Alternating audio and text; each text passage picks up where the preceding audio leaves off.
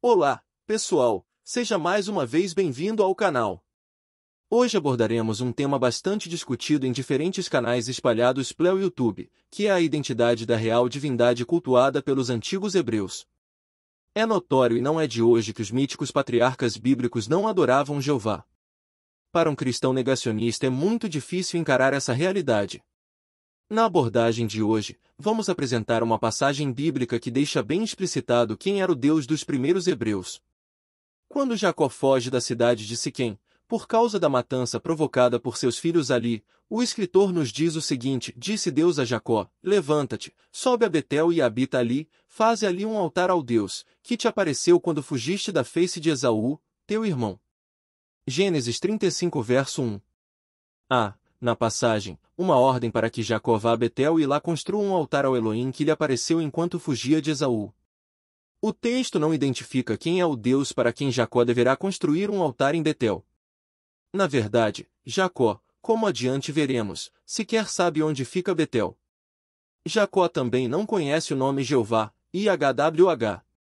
Essas informações são passadas para nós pelo narrador, o escritor da trama bíblica, mas o conto se passa como se a personagem Jacó desconhecesse tudo isso. Interessante é que antes de se dirigir a Betel, território de povos cananeus, Jacó pede que os seus filhos, mulheres e demais parentes se livrem de seus deuses, revelando assim que estamos diante de uma família de politeístas, inclusive o Jacó.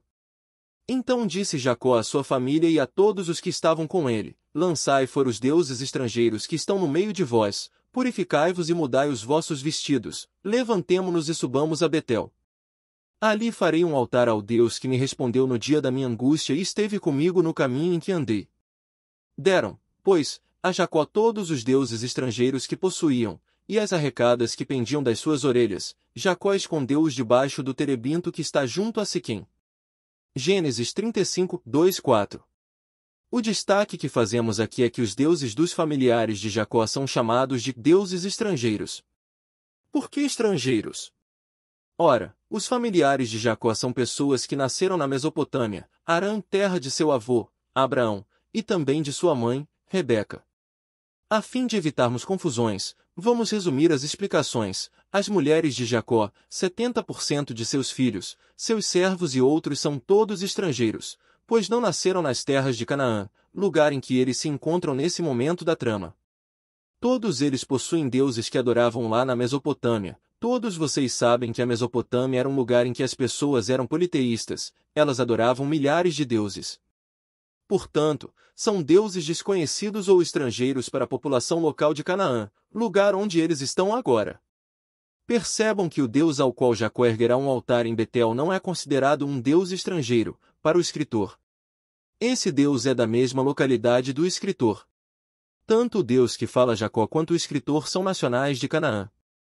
Dessa forma, o escritor está nos dizendo, ainda que não de forma explícita, mas implícita, que esse Deus é um Deus local, é uma deidade dessas terras. Sabemos que era uma prática cultural desses povos dar nomes teofóricos a pessoas, a templos, santuários, montes, cidades e outros toponímos.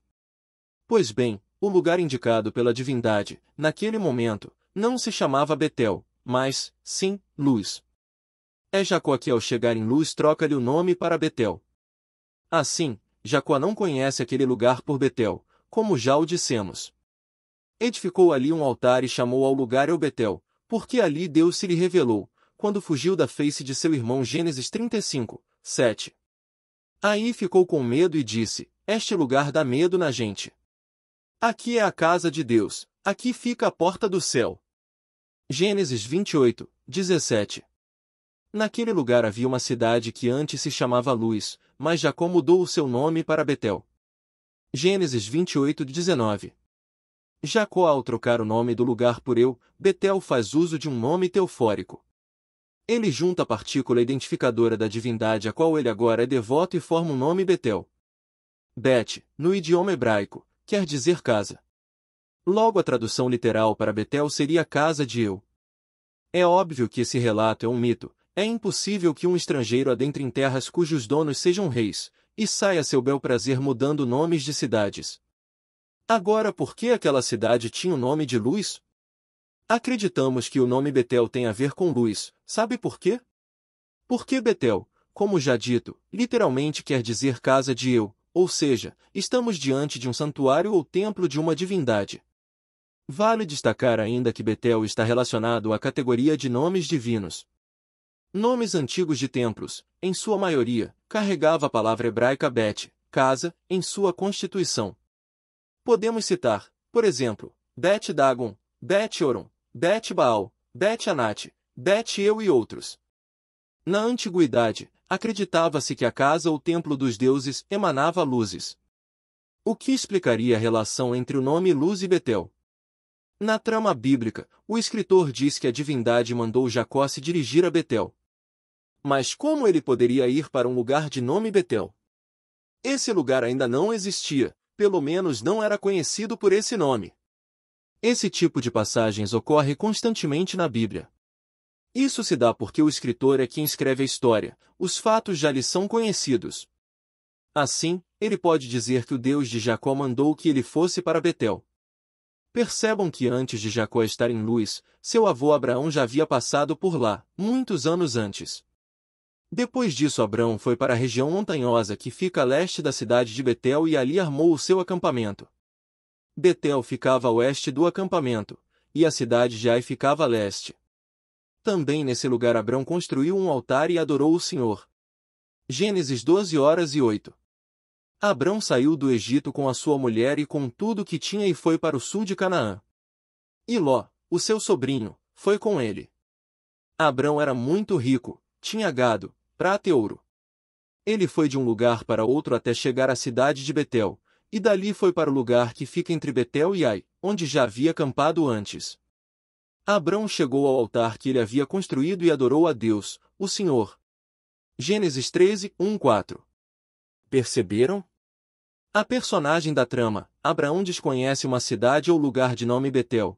Esse nome é mencionado pelo escritor do conto apenas para informar o leitor em que região Abraão estava e que em sua época seu nome era Betel.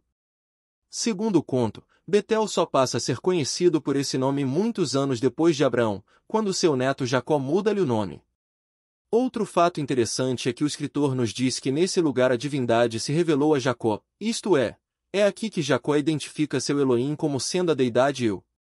A outra prova do que estamos dizendo é o fato de que é aqui que a divindade agora revelada dá a Jacó o nome de Israel. Disse-lhe Deus, o teu nome é Jacó. Não te chamarás mais Jacó, porém o teu nome será Israel. E chamou-lhe Israel, Gênesis 35:10. Reforçando de uma vez por todas que a divindade que Jacó adora era Eu. Essa divindade não é Jeová, Yahvé ou Javé. Se fosse o nome de Jacó não seria Israel.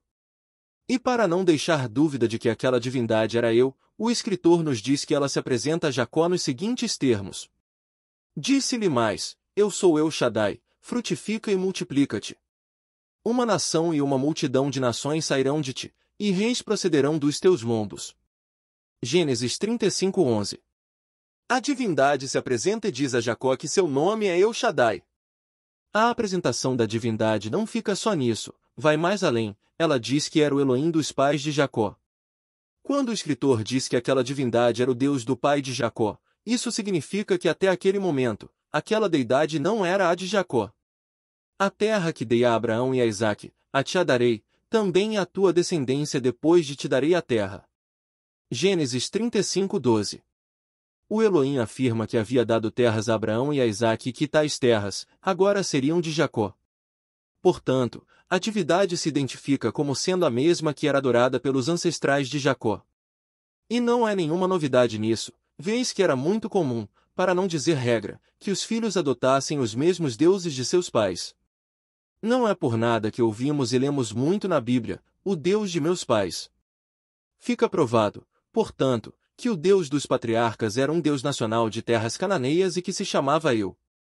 O Deus da narrativa se apresenta como sendo um Deus não estrangeiro cujo lar é Canaã.